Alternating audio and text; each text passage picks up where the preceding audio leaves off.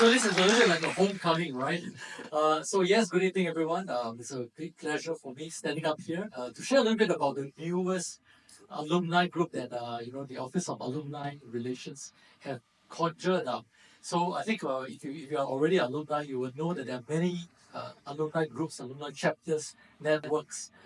So the latest one that we're going to add is really to cater to leading executives and company directors. And that's why we call it LEAD, Lead Alumni Group. So we are just forming up this particular group with the main intention that the university really counts on this group of alumni. Obviously, the university can benefit from all alumni, but especially for alumni who are playing very instrumental roles in their organizations, you're the leaders of your organizations.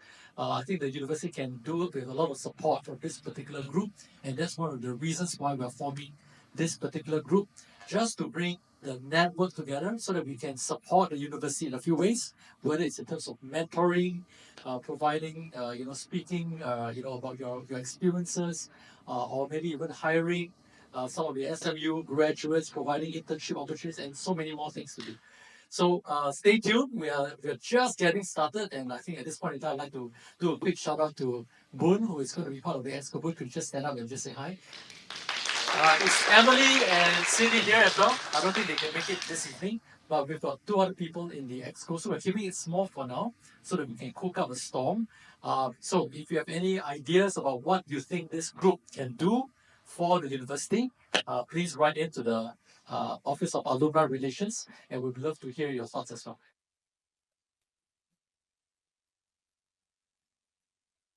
So before I start, maybe we should really put our hands together and thank the Office of Alumni Relations, because they worked really hard to try and bring all of us together. So let's give them a big round of applause.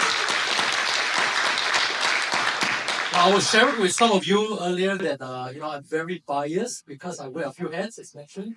So not only am I my alumni journey with the university actually started in 2013 when I graduated from the Master of Science in Communication Management.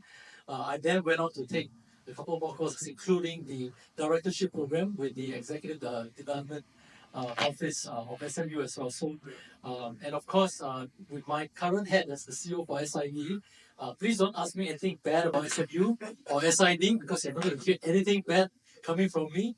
And I know that there are a number of you who are also going through the directorship program. So welcome to that. So today I'm really excited because we have the office have assembled a really powerful team of people here to really talk about the topic that maybe to some of you are already you may have been looking at this because that's the heart of your business. But for some of you, maybe this is something that you read in the papers once in a while. It pops up, especially when certain person gets into office and then starts dismantling certain policies over in a certain country overseas. So today we really want to dive into this topic, and I thought that the OER team did a great job in coming up with this topic, and it's called. Let me make sure I get it right. It's called From Alarm to Action, Making Sustainability Strategic. So I think on the panel here, we are going to hear from very interesting perspectives. Of course, we know Prof. Winston Chow. He's the professor of urban sustainability, urban climate. Yes, okay. I'm just giving him more titles because he already has a few more. I think what is amazing about Prof. Winston, if you don't already know, is that he's actually the first Singaporean to be sitting on the IPCC. He's one of the co-chairs of the working group there. So really flying the flag, not only for Singapore, but for SMU as well. So really excited that Prof. Winston is going to be here. And being Prof. Winston, he must do things very differently. So he said, let's bring out a glass of wine. And of course, it's a very good influence. And that's why we have Miss Esther An, who is the Chief Sustainability Officer of CDL. She's got more than 30 years of experience doing sustainability reporting, helping her organization really think in terms of integrating sustainability into the strategy of the business. So it's not just taking the check boxes. My last conversation with Esther, she's always telling me she's adding one more report that they're doing. So I don't know how many of you are involved in sustainability reporting, but she does 18 sustainability reporting in 1 year just for her organization, and she's also very involved in many other international panels and committees really also flying the flag for SID as well. So really excited to hear from Esther later on. And of course, we also have Arnaud, who is many years of experience helping companies scale up and really helping them go to the heart of the problem. How do you transform your business? And of course, he's an associate faculty with the Executive Development team. So those of you who have just done your module 5, right? He's no stranger to you. So if you have questions that you didn't get a chance to ask, this is it. Okay, this is not a revision class, but this is a bonus class if you like. So on that note, I really want to start us off because the topic really is quite nice. So it's from alarm to action. So we talk about alarming. Clearly, we're implying that there's something alarming about the concept of sustainability today. So with my expert panel here, I really want to hear from them. What is so alarming, right? Is it just the title that we are, it's a clickbait, right? Trying to get you here. But is that really something that we should be concerned about? What are you alarmed about, Winston? Yes. Oh, where do I start? Alarmed personally. Okay, don't be that alarmed. is important. Don't be alarmed. Okay, Now I It's- got it's- alarmed that yeah. Esther and I are not alone in the stage with So don't be alarmed, right? This is a part of the prop. Exactly.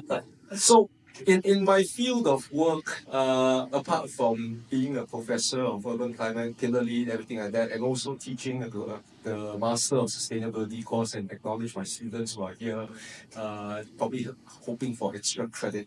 The other thing I do with my role as the IPCC co-chair is that I not only rub shoulders with the best and brightest scientists around the world who care passionately about climate change, but I get to have the rare privilege of leading them. These people, they are older than me, some of them have publication records longer than me, but they respect the work that I do in trying to lead them in a world that is so chaotic, that is so worrying. I don't worry about that. I worry instead, and this is something that drives me and may drive my fellow panelists as well. I worry about the future that we leave and bequeath to our descendants, to our I have two young kids, no, two teenage girls. They are no longer young. They drive me up the wall. But I worry about what sort of world they will inherit if we do not practice sustainability. It drives a lot of my individual behaviors. It drives, I'm wearing shoes that are 20% recycled from plastic. And I was just telling Terence and Esther, I just got my BYD today. So driving electric vehicles and all, it changes my perception of things. So I make it personal. And it's my own way of coping with what some of my students would call climate anxiety. I don't believe in sitting back and letting the worry, take hold of what I do. Instead, I convert it into action. And I hope that that's one way that, it's about my own personal vision. But I think it resonates with the people that I lead and the people that I work with. They think, hey, he wants to do something about it. I'm going to follow. So, Paul, just going to pause you there because you use the word climate anxiety. Yes. Could you share why should we be anxious, or why are you anxious about climate? I am a glass half full person. So Same on. we are going to barrel past the 1.5 degrees C warming. So we're not going to hit it, right? We'll just go past it. We're going to go past We're going to go past it within the next 5 years or so. One of the temperature indices is already past 1.5, but the other 4 or 5 will catch up because there are different ways of calculating the average. It's inevitable. What I look forward for hope is that there are technologies that can help reverse the course of emissions that will bring temperatures down. The natural system, if given a chance, can bring back some of the carbon dioxide in the atmosphere and greenhouse gases to make sure that it goes back down. But fundamentally, it's a human problem. So if the technology is there, it's just finding the will, the capacity, and the capital to get this done. Okay, so I'm going to leave you there for a bit, and then Esther, what is alarming? Are you alarmed? Well, I'm sure. I thought we were going to talk about 2024 was the hottest year since records started in 1850. It's the hottest for now. For now, yeah. So every year is going to be the hottest year. over the last decade, year on year, temperature keep rising. I'm from private sector, so we're looking at it from the business perspective, and also from as a parent, as a woman, and all that. And I follow the Prof's influence that dare to be different. That's what Florence say. And so I thought, for sustainability actually is very real. You have to be there to be different. I was very lonely, I have some former colleagues here also. I was never very popular because it's like, are you crazy? What green building, it's cost. So, but I think my first 10 years with the industry was not a very popular person. Everybody will come to, what do you want? Green building again? It will increase cost. Then now, I think after 2015, yeah, I get a little bit more attention, more popular. So, and the last few years has been like every committee I'm part of it, whether it's a risk committee or innovation or sustainable finance, almost everywhere they want sustainability come. So that was actually quite a lot of changes. And it's still alarming because while I still remember at COP, we were on the same panel. Then I was talking about something very positive. Then you were saying that the damage is done already. Why are you so positive? So I said, yes, scientists have your point, but if everybody is crying, feeling depressed, nobody is going to do anything. So we need to be positive. So that is really in our nature, in my nature, that we always think of the positive while there are sad things and all that. So, but we need to look at things like how we can engage more people. We always talk about top-down leadership commitment, very important. But to me, I think every level is as important. So maybe just make it a little bit more concrete, right? From a leadership perspective, I mean, obviously from CDL's perspective, but maybe it's a representation of uh, organizations, right? What is so alarming about not hitting the 1.5, or the weather is getting hotter each year? What is the business impact that business leaders are concerned about? Of course, it's actually cost of inaction Okay. and also cost of investment. We are next to the equator, okay? And we are also a landlord. I can't tell my tenants, sorry, today I provide half day aircon and half day lighting because the grid price is getting higher and carbon prices is going up. This year, $25 per ton, next year, $45, 2030, $80. So that's really cost incur. And that's really business cost is real. And what I have learned over 18 years of reporting is first report was very simple, 70 pages, talked a lot about social and environmental. But over the years, we have to look at all these impacts through the financial lens, through the business lens. And after 2017, I got a little bit more popular because I wrote out the first green bond. And, I can move money at a better rate. And also, after that, we launched a couple of sustainability linked loans that come with discounts. And we have actually helped to save quite a bit of. So those were the kind of borrowing opportunities, costs. right? So those are the opportunities, a real situation, a real case that the 1.5 degree innovation loans that I launched in where was it? Dubai. Yeah. With Helen and yeah.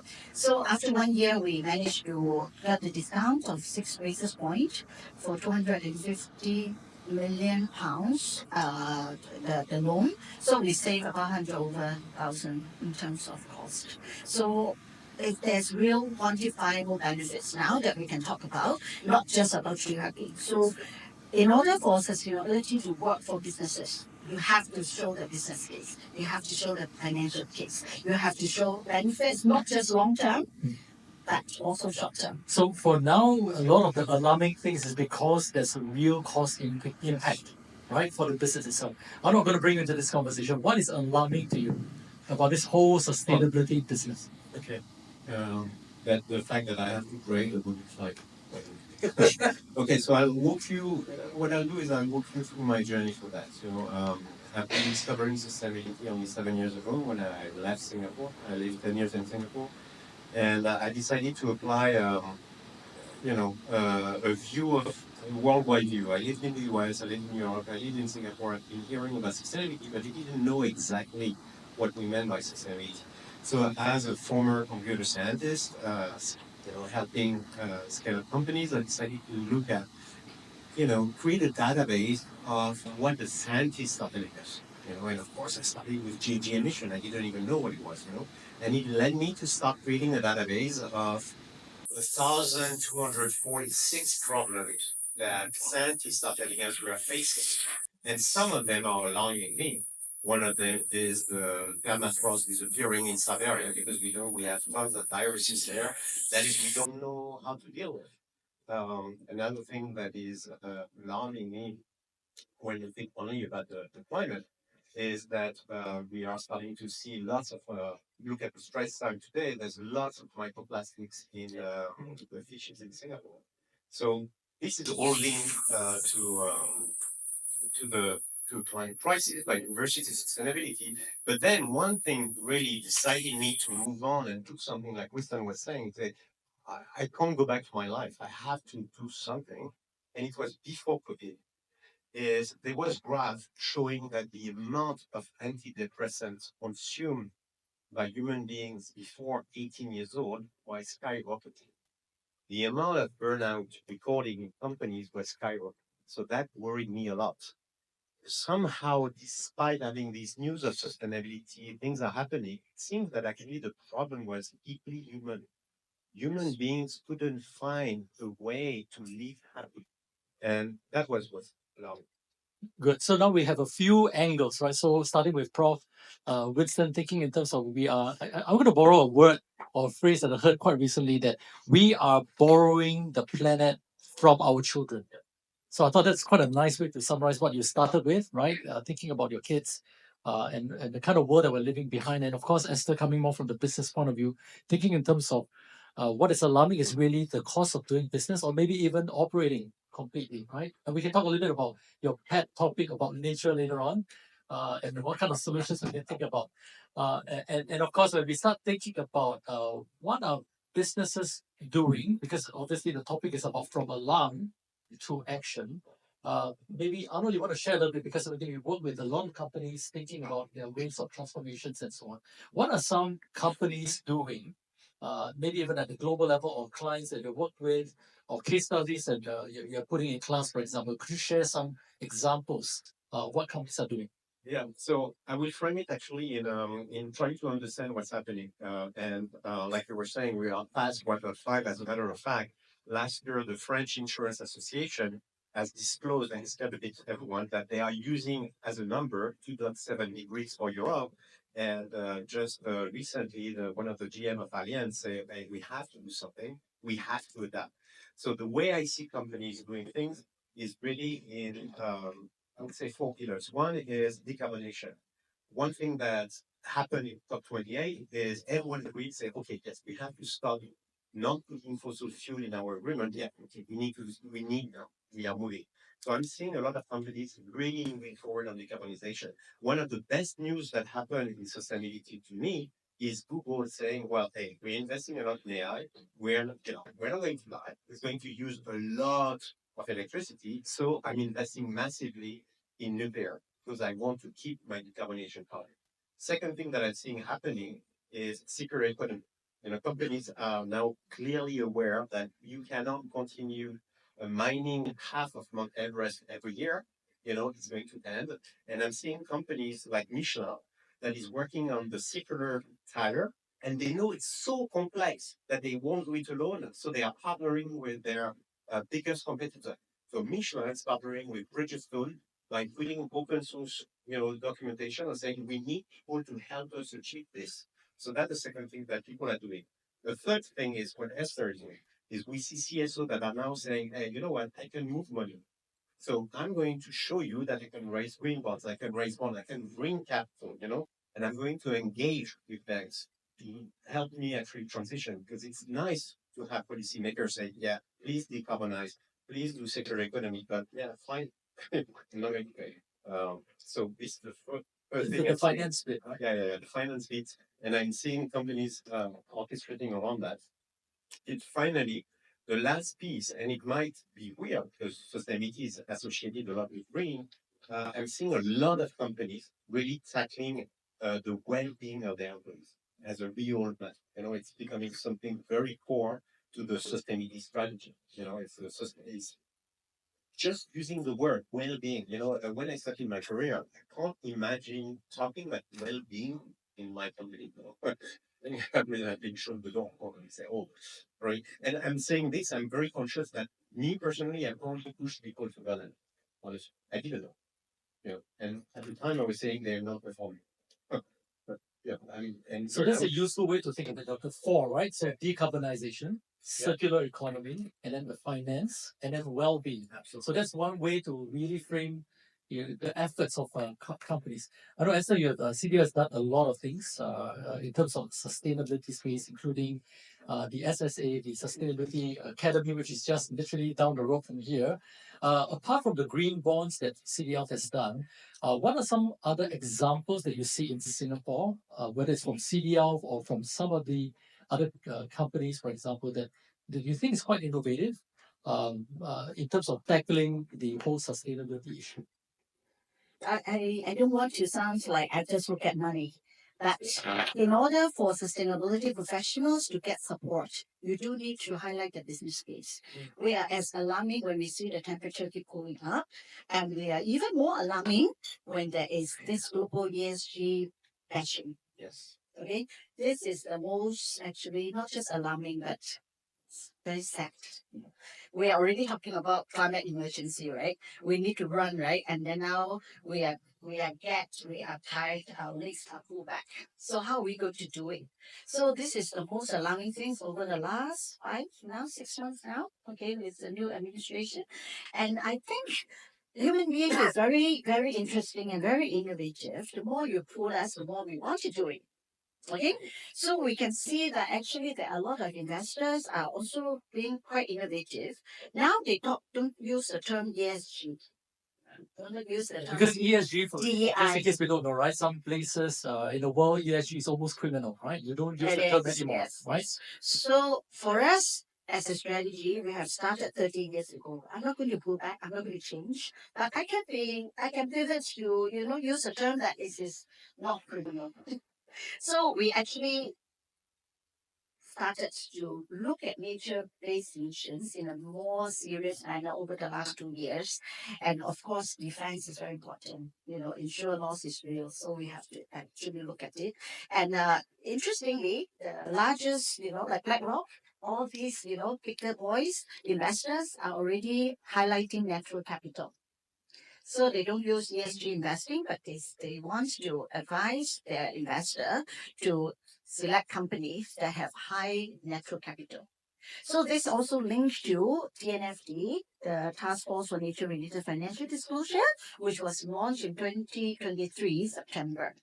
And in fact, within 6 months, we rolled out our report. In our sustainability report, we have one chapter on TNFD to align it with our Singapore operations. And we were very glad that we started doing it. And then it was really very timely. It was just before ESG became a criminal word. And June, we actually mobilized capitals with PDS to launch the first TNFD-packed sustainability loan. And that also set a very good example that we were invited to London, where TNFD headquarters is, to share, wow, Singapore is such a small country and you can innovate, So they have to be different, and also you have to be flexible also. Yeah. And if, I want to go that way, that door is closed, I find another way. That's a really good analogy, right? So I think from a business point of view, clearly there's obstacles at a regulatory level in certain parts of the world, for example, but it's about finding a different pathway. So what I'm hearing is not only innovating different ways to tap on finance and capital, but it's also changing your terminology, right? Finding a new Can I give my language. example? Sure, please go Nature-based ahead. solutions. So in order to look at nature-based solution, and it's very vague term. So a lot of people look at you like plant tree. How many millions of trees in order to cool Singapore? We are next to the equator. You can never do it. So we actually actually partner with some ecologists and professors who are really very into sustainability and also nature-based solutions. We are also learning by doing. So we actually launched a microforest in the City Square Mall using a very small space, only 2,800 square feet. You can even have it smaller. Microforest is Miyawaki. It's actually a concept started from Japan, and you So can. what's the objective of the Okay, microforest? wait. Let me talk about it. When you plant a lot of trees and far away, like Bandar, Choa Chu Kang, it doesn't help you cool urban spaces. urban heat island effect is real. So for us as a builder and also for providing spaces, I need forests to help to cool the surrounding. Forest, I'm sure everyone walk into a forest, you feel cool, you feel air fresher, and then really well-being as well. So we want to mimic the forest impact in a tight city center. And if you are familiar with Kitchener Road and all that, not much greenery there. So we picked a plot of, small plot of land, and from all those like just a big grassland, we turned it into a micro forest using native plants, native trees, and all that. So it's actually growing very well. It was launched by President Taman on 10th of March. So basically, it's a living lab. We install power acoustic sensors to before and after, and we track it 24/7. Why power acoustic is you can track not just the temperature, but also the sounds of birds and bees and all that can bring back to the city environment. So these are the data we're collecting, and hopefully we can show that data it works. Then other building owners can also do that. So this is a good example of the company experimenting, trying something different, and I'm hearing terms like natural capital, for example, right? And of course, this fits in very nicely with Singapore's vision of a city in a garden. City in nature. City in nature now, right? So I'm going to ask Prof one more question, but I do want to make sure that I involve the audience as well. So this is your time to think about the question. The moment Prof finishes his answer to my question, is hands up if you have a question. So feel free to ask the hardest question to my panelists. I have an easy job, just diverting question to them. So Prof, I think you heard some of the examples. The four the framework of four, right? That companies can think about, and then we talked about natural capital and all that. I think your exposure at the global level, working very closely with scientists and policymakers and so on. What are you seeing at the global level in terms of solutions that you think companies here could think about adopting perhaps? Over the past 2 years, where I've had the pleasure of subjecting myself to a lot of torturous sessions with governmental delegates and scientists trying to argue about climate action, the more I realize that it is not a technical problem. It is not a technological problem or access or lack thereof. It's a management problem. So expand on that, because I think most of us here are in that leadership position. Everyone here is affiliated with SMU in some ways. It's a management university. It's a way of thinking about the right strategy. It's the way about developing trust, and irrespective of whether you are the CEO or you're starting out below, you need to have trust in an organization in order to effect solutions, to come up with solutions and make sure they are implemented. I see that with governments, and they struggle with the trust deficits that have been historical. Climate change is an injustice problem because those who have emitted the least are going to suffer the worst fates. How to address this requires a lot of capacity building in terms of human connections, human management. That's something that this insight was only apparent when I realized some really difficult diplomatic solutions can't be solved by throwing more money at the problem, or by starting a war, or being like Trump and taking your toys out of the pram and not playing with everybody else anymore. No, you have to communicate, you have to see what the person's interests are, compromise and find a way forward. So things like at the policy level, nature-based solutions is a dirty word to some countries, including in the country that the current COP will be held in Brazil. They prefer a different term because they don't want to view nature as a solution to a human problem. They want to put the focus on ecosystems, so it's called ecosystems-based adaptation, or the other term that Esther has mentioned, natural capital. So those things, if you build trust, if you can compromise and say, I don't want to use NPS, I want to use this term instead, you get them on board, you get that momentum. So that's one thing I realize is very apparent that can be picked up by the audience members here. Don't underestimate the value of human relationships and trust to solve very wicked problems like climate change and sustainability. Those of you who don't know what ESG is all about, ESG is data about environment, social, and governance. It's an acronym that is coming from a book of 2005 that has been picked up by investors to kind of measure the risk that the environment, the social, and the governance is impacting the public. And what happened is after COVID, it became very, very important because investors wanted to go into responsibility. They wanted to invest in sustainability. So on one side, those three acronyms that are non-standards became super important. And you saw the consolidation of all the people who said, I know ESG into rating agencies, only four can do that. And as a CEO, you are measured on E, on S, and G, and you know that if you measure well, then you're going to get more money. So a lot of CEOs, mostly in the US, when they see E, S, and G, say, oh, environment, this is complex. S? Oh, what are your questions about S? Question one, do you believe in diversity? Oh, yes, 1 point. Do you believe in equity? Yeah, of course, 1 point. Do you have an inclusion policy? Oh, yes, 1 point. So it was a fantastic way using DEI to increase your ESG score. And what happened, there was an election in the US, Republicans versus Democrats, and the Republicans started to denounce the fact that ESG is actually DEI, is actually woke, and all that was a mix of words where in the US it's actually now criminal because some people are mixing these three letters with DEI and wokeism.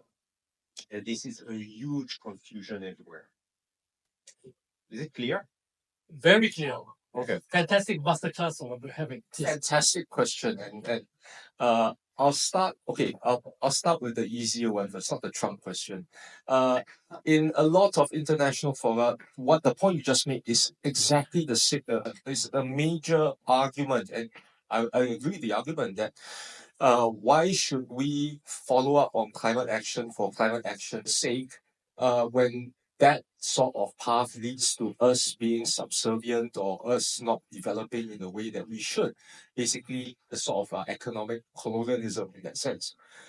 What we have found over at that, what works when we talk from the scientific perspective and when we talk with governments is that we cannot separate climate and development. We cannot allow the rest of the global south, the rest of the less developing countries to force them into a path of development in which they do not benefit from that.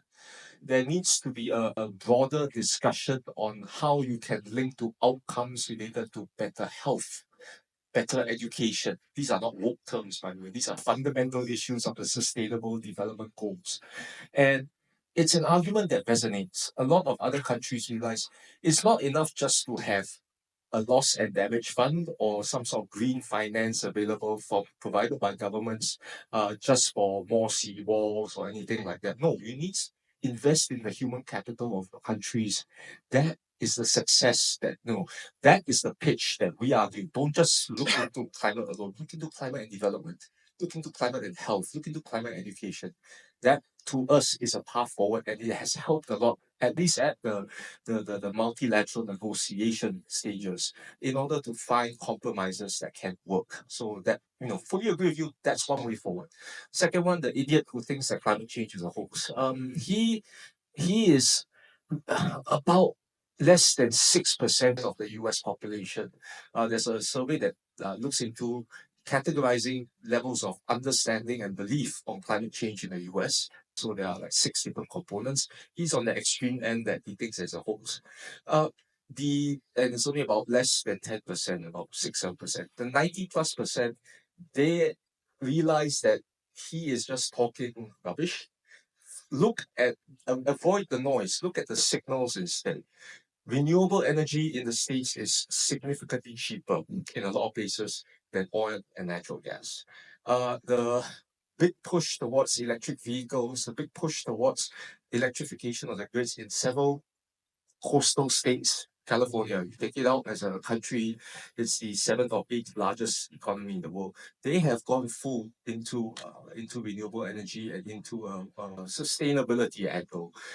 This particular genie cannot be put back into the bottle, regardless of what actions Donald Trump and his administration are trying to do. And I think the signs are there because, hint, Esther was like 2024 warmer year, and then next year is going to be warmer. With that comes the more likelihood and the more intense climate hazards that will take place. Watch out this coming summer. I hate to be morbid, but watch out this coming summer in terms of the severe hurricanes that will hit the Gulf states, the heat waves, the fires. What we saw in the California Palisades is just the beginning. When this signal becomes really apparent, then you can expect that administration to slowly, well, quietly give up, change their angle and try and deal with that. And the other thing about Trump is that he will be forced by his administration to realize that if he gives up climate leadership globally, guess which country is going to take over? When the country that has already taken over climate leadership is the car manufacturer that just purchased my car today. You can't ignore what they're doing. They are going full speed with renewable energy, full speed with green economy. That is scary to a lot of Americans, but it's very beneficial to the rest of the world. So there are many things at play there, but I'm very confident that the idiocy in the White House will slowly break. Surely it'll break, depending on what rate, because of other factors that they cannot ignore. Can I add on it also? There's actually great opportunity for Asia. And thank you, Prof. I get an A. Yeah. So since January to, last week actually, I made at least 5 trips to ASEAN region. Very interesting. It has never been so active before. Bali and KL at least 3 times there, and Thailand and also Malaysia 2 times, all talking about ESG summit. Oh, they're very brave. Nobody will mince their word about ESG, DEI, women empowerment. So I love it there. So, and then the other one that I was watching is actually UN SGAP, the Economic and Social Commission. They're very active, and they actually have launched, I was speaking there at the KL, and this MIC summit. So I said, I only know Men in Black, I don't know what is MIC, what is. So it's actually middle income countries. So those are the countries that are basically developing or emerging economy. So these are the group of people that come together and look at how climate change affect them, and also how they can provide opportunity for them to innovate, for them to provide more sustainable materials at cheaper rates. And also one last example, just to, I have the honor to be on the global task force of TNFD, the Task Force on Nature-Related Financial Disclosure. And our latest member is actually Bank of China. Very good, because before you answer the question, I was actually going to ask a question about action. So I'm really happy that you asked the question, because it's a fun way to ask the question about what action we should all be taking. So I think use this question instead. I really like this. It's a bit of a magic wand question. So in the context of a magic wand, I'll focus on 2 things. I'll put everything on nuclear fusion and education. But education, I'm thinking about, you're saying that it has to be profitable. So I'm thinking about education and coaching for adults. That would be my entire focus. Entire focus would be on these 2 ones. Okay, thank you. Esther? I want to build a living lab on an island. I may not be scientific, for all the so-called climate solutions. And I really love carbon capture, but I don't know whether it works, which part of the world. I know Iceland, they have one of the largest plants, but I think human being will not compromise too much on, I don't want thermal comfort. I will wear very light, and then no air condition and all that. Very difficult. But if you can capture carbon, you will not compromise on comfort. So that will solve the problem. And education is definitely what we like to do. And if you have time, go to our Eco Train at City Square Mall. It's not for sale, no profits. It's really it's a circularity, really solutions that we put it into a real world example. This is a decommissioned MRT train cabin, one of the cabins. Cabins is about 30 meters long. And actually LTA, I need the credit go to LTA and SMRT. 2 years ago, they actually offered to give away cabin by cabin. So I just raised my hand, but without thinking, what am I supposed to do with it? So only like, okay, I think when you have the will, you will find ways to do it. So we turn it into an eco-train, which is an education platform. Very cool from outside to inside. Outside is all the SDG logos and all that. And then inside we have interactive type of games and also, display panels. And we have an NGO, one of the most popular NGO to actually do education, digital, just keep thinking. They organize events and workshops, and it was open on the 10th March. But so far, we have already reached out to almost 12,000, 13,000 people already, 4 years old and above. You engage the kid, you engage the parents and the grandparents and their teachers. So it's amazing, magical place that we really love it. The theme currently is rainforest. So it will evolve. Its rainforest is also complement our microforest. So it's a living one. And then below the train actually are all the edible green with very small green because we don't want to shout too loud. Otherwise, overnight, all the green will be gone because it's edible. Yeah, so we want to show people that circularity solution is possible and edible green is possible, and also how do you engage the kids to be the driving force. Yeah. Very nice. Imagine one question. I'm still thinking about the question. I need some liquid courage. Okay, that's Okay. we need to give you another glass. I won't do an Elon Musk and invest it all in going to Mars. What could help? I'm an educator by training and my business is in education. So 200 billion, you say? Yeah. Billion, 200 billion. 100 billion on education for Southeast Asia.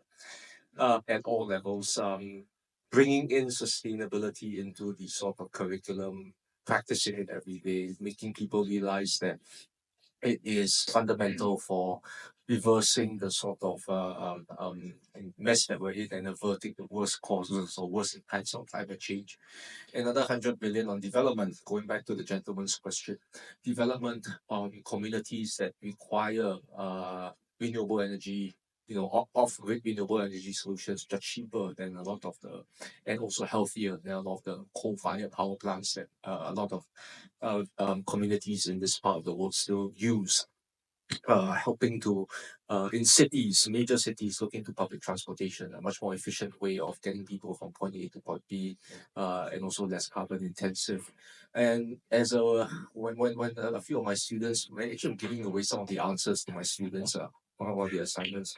One thing that I'm thinking as a way forward is sustainability in tourism.